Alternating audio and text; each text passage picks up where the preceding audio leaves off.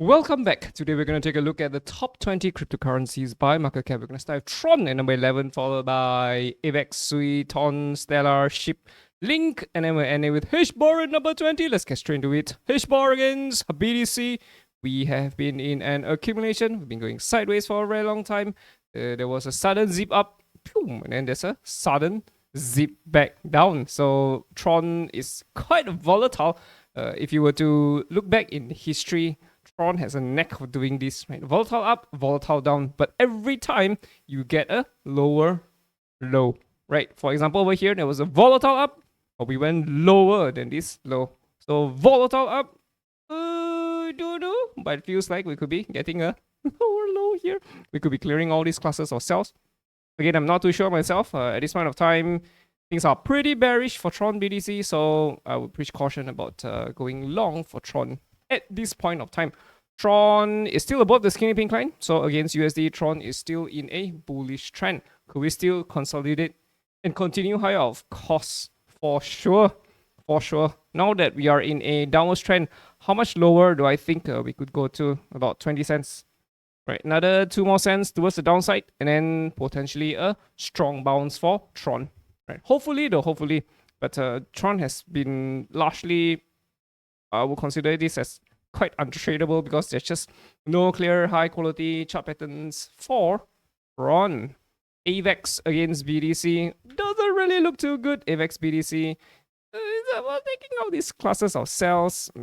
I don't know if you're going to be taking out these lows. Right, there are 2 classes over here. You can draw a support line across, and this whole thing could be something like a head and shoulders. We could be going much lower. So I will preach caution about going long for AVAX BTC. Against USD, there is potential, but we have to see strong reactions. So right now, AVAX is at $35. Right, we are anticipating AVAX to head back to sub 28. We're probably gonna breach $30. So sub 28 is the expectation for AVAX. Hopefully, after we hit sub 28, there could be some sort of a reversal back up.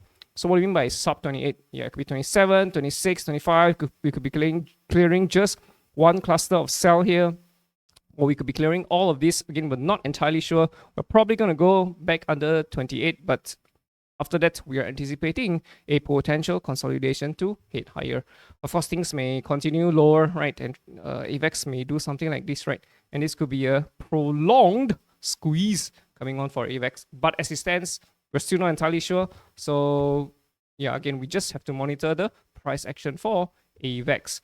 Sui against BTC. Here we are for Sui. Sui continues to rise higher, but it's just slowly crawling up. It's only a matter of time before a big fall. A big fall will probably wipe out all of these classes of cells. Right, Sui BTC is still in a bullish trend though. We're still above the skinny pink line. So we're anticipating the possibility of Sui continuing higher. But yeah, this looks to me like a rising wage, and rising wages usually break lower. So this is not a time to be going long. And for going short, we still don't have the confirmation yet. Sui USD is this thing, rising channels. So like rising channels usually break lower. Yes, we're above the skinny pink line. Sure, we can still continue higher, but you don't go long when things are like this, right? You have to wait for the consolidation to come in for Sui. Ton against USD, we are Gate. Okay, Ton USDT. We'll look at it on Gate. So for Ton, yeah, I don't think Ton is gonna do well. Right, left shoulder. This could be a head. Right shoulder, we could be heading much lower for Ton. I mean, of course, we could squeeze and still head higher, but we've crossed the skinny pink line. You see, even if you were to rally, right, I would expect the skinny pink line to act as a resistance. We form a right shoulder because we actually got a head and shoulders over here. Left shoulder, head, right shoulder. Right. It's just that there was a strong rally that came on. Right. And we almost took out the highs over here, which did not invalidate the bearishness of the chart pattern.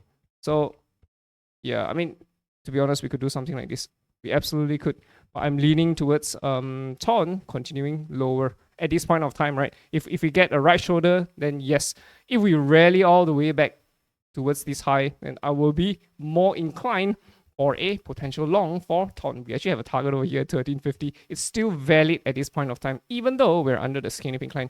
So I suspect that there could be a continuation higher to 1350 first before heading lower. Potentially though, but this is really a head and shoulders, so we want to be very, very careful. Stellar Lumens still looks pretty good. We kind of like what we see for Stellar. Stellar is above the skinny pink line, so Stellar has potential to go higher.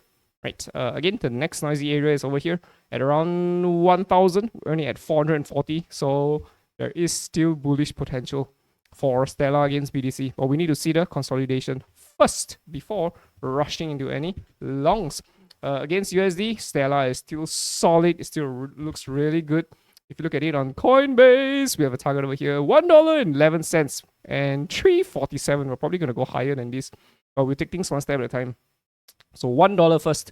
This is a very nice ascending triangle that's in the making. So again, how much longer are we going to be consolidating, right? We keep asking ourselves, is this going to be an ABCD kind of a chart pattern, or is this an ABC kind of a chart pattern? Could this be a lower C, right? It could be a lower low type of a C. Again, we're not entirely sure.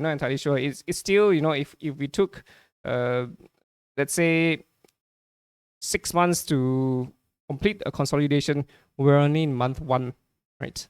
So there's still long way to go, I would say, for Stellar Lumens, and I will preach caution. SHIB against USD. Here we are for Shiba Inu. Shiba Inu could also be in a squeeze, just like AVAX.